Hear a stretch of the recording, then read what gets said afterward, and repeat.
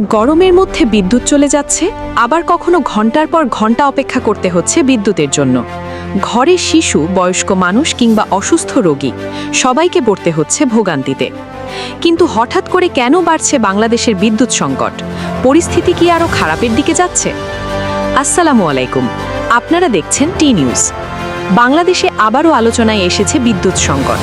দেশের বিভিন্ন এলাকায় বিদ্যুতের চাহিদা ও সরবরাহের মধ্যে ব্যবধান তৈরি হওয়ায় লোডশেডিং নিয়ে মানুষের মধ্যে উদ্বেগ বাড়ছে। বিশেষ করে দিনের ব্যস্ত সময়ে যখন বাসাবাড়ি, দোকানপাট, অফিস, ব্যবসা প্রতিষ্ঠান এবং কলকারখানায় বিদ্যুতের চাহিদা বেড়ে যায়, তখন সরবরাহ ঠিক রাখা কঠিন হয়ে পড়ছে। আর এর সরাসরি প্রভাব পড়ছে সাধারণ মানুষের জীবনে। একদিকে প্রচণ্ড গরম, অন্যদিকে বিদ্যুৎ নেই। এই পরিস্থিতিতে ঘরে থাকা যেমন কষ্টকর হয়ে উঠছে, তেমনি ব্যবসা বাণিজ্য ও শিল্প কারখানাতেও তৈরি হচ্ছে নানা সমস্যা। কিন্তু প্রশ্ন হচ্ছে, এই বিদ্যুৎ সংকটের পেছনে মূল কারণ কি? বিদ্যুৎ উৎপাদনের জন্য গ্যাস, কয়লা এবং অন্যান্য জ্বালানির সরবরাহ গুরুত্বপূর্ণ।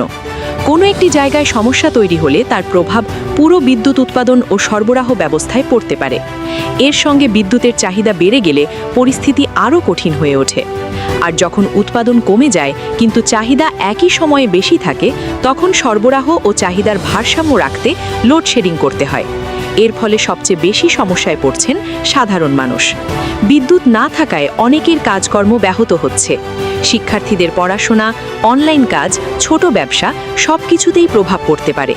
শুধু বাসাবাড়ি নয়, শিল্প কারখানার ক্ষেত্রেও বিদ্যুৎ সরবরাহ গুরুত্বপূর্ণ। দীর্ঘ সময় বিদ্যুৎ না থাকলে উৎপাদন ব্যাহত হয়, বাড়তে পারে ব্যবসায়িক ক্ষতি, আর এর প্রভাব শেষ পর্যন্ত বাজার ও সাধারণ মানুষের ওপরও পড়তে পারে। তবে বিদ্যুৎ সংকট মোকাবিলায় উৎপাদন বাড়ানো, জ্বালানি সরবরাহ নিশ্চিত করা এবং বিদ্যুৎ বিতরণ ব্যবস্থাকে আরও কার্যকর করার বিষয়টি গুরুত্বপূর্ণ হয়ে উঠেছে। এখন সাধারণ মানুষের একটাই প্রশ্ন, এই লোডশেডিং আর কতদিন চলবে? কবে স্বাভাবিক হবে বিদ্যুৎ পরিস্থিতি? আর সামনে যদি চাহিদা আরও বাড়ে, তাহলে পরিস্থিতি সামাল দিতে কী পদক্ষেপ নেওয়া হবে? বিদ্যুৎ সংকট শুধু অন্ধকারে থাকার সমস্যা নয়, এর সঙ্গে জড়িয়ে আছে মানুষের দৈনন্দিন জীবন, ব্যবসা বাণিজ্য, শিল্প উৎপাদন এবং দেশের অর্থনীতির বড় একটি অংশ। তাই এখন সবার নজর বিদ্যুৎ পরিস্থিতির দিকে। আপনার এলাকায় কি লোডশেডিং হচ্ছে? দিনে কত ঘন্টা বিদ্যুৎ থাকছে না? কমেন্টে অবশ্যই জানাবেন। আর বাংলাদেশের গুরুত্বপূর্ণ খবর সবার আগে পেতে টি নিউজের সঙ্গে থাকুন।